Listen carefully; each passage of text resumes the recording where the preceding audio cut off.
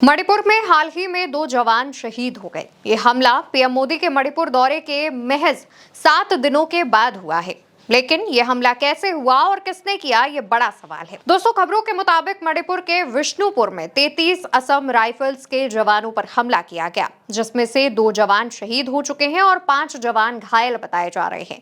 हमला विष्णुपुर के नामोल के पास हुआ। वहां से इम्फाल एयरपोर्ट लगभग 7 से 8 किलोमीटर ही दूर है। यहाँ से असम राइफल्स की 33वीं यूनिट गुजर रही थी, लेकिन इसी दौरान सड़क के दूसरी ओर से कुछ अज्ञात लोगों की तरफ से जवानों की गाड़ियों पर फायरिंग की जाती है। जानकारी के मुताबिक जब हमला हुआ तब जवानों ने फायरिंग नहीं की। वजह थी इलाके में आम लोगों की आवाजाही।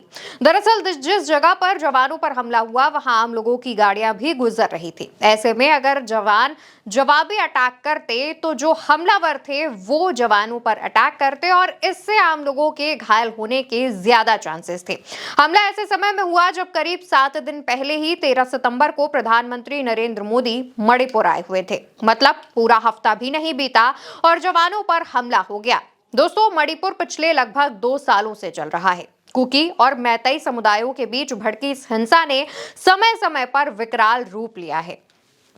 तमाम ऐसे वीडियोस मणिपुर से निकलकर सामने आए हैं जो हमें और आपको हैरान करते हैं, लेकिन उसके बावजूद इन 2 सालों में मोदी जी ने मणिपुर का ना दौरा किया और ना ही इस पर कभी खुलकर बात की। और इसलिए ही जब इतने समय के बाद मोदी जी मणिपुर का दौरा करने जा रहे थे तो उनका भारी विरोध हो रहा था। लोगों ने मोदी के स्वागत में लगे बैनर और पोस्टर तक फाड़ डाले थे।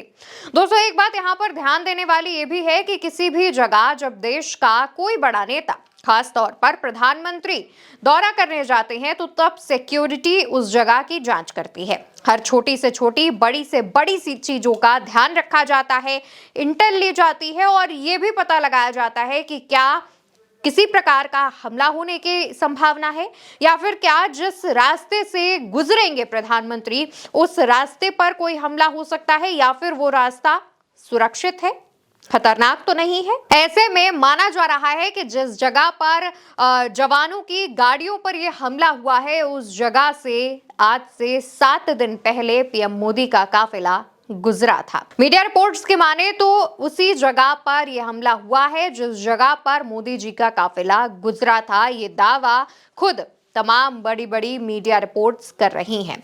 ऐसे में इस हमले के इनपुट क्या पहले से नहीं मिले होंगे या फिर यह हमला अचानक से इतनी आसानी से कैसे हो गया, इस पर सवाल खड़े हो रहे हैं। क्योंकि पीएम मोदी के दौरे के लगभग 7 दिन बाद इतना बड़ा हमला होना, जिसमें करीब 2 जवान शहीद हो गए और 5 से ज्यादा घायल बताए जा रहे हैं, सीधे सुरक्षा बलों को टारगेट किया जाना, ये सवालिया निशान खड़े करता है। और यहाँ पर सवाल उठने इसलिए भी लाजमी हो जाते हैं क्योंकि लगभग 2 साल की चुप्पी के बाद मोदी जी मणिपुर आते हैं, न सिर्फ दौरा करते हैं बल्कि अपनी प्रोपेगेंडाबाजी भी फैलाते हैं, भाषण वगैरह देते हैं, योजनाएं वगैरह लॉन्च करते हैं।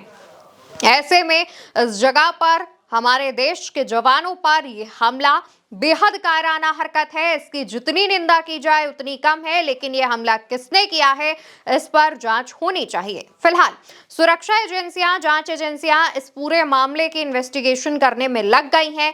किसने हमला किया, इस हमले की जिम्मेदारी कौन ले रहा है, इस हमले के पीछे क्या मकसद हो सकता है, इन तमाम सवालों के जवाब खंगाले जा रहे हैं। सर्च ऑपरेशन लगातार चलाया जा रहा है। जिस जगह यह हमला हुआ था वहां पर भारी फोर्स तैनात कर दी गई है और साथ ही साथ ये पता लगाने की कोशिश हो रही है कि क्या इस हमले में किसी उस एरिया के आसपास के किसी आम इंसान का हाथ शामिल है। तमाम अलग अलग एंगल्स पर सुरक्षा एजेंसियां जांच कर रही हैं, लेकिन पीएम मोदी के दौरे के लगभग 7 दिन बाद ये हमला होना काफी बड़े सवाल खड़े करता है। देखने वाली बात होगी कि इस हमले से जुड़ी अब क्या जानकारी निकलकर सामने आती है। इस हमले से जुड़ा या फिर इस खबर से जुड़ा जो भी अपडेट सामने आएगा हम आप तक जरूर पहुंचाएंगे। फिलहाल के लिए हमारे साथ इस खबर में इतना ही। खबर आप उल्टा चश्मा यूसी पर देख रहे हैं। मेरा नाम अवंतिका अवस्थी है। नमस्कार।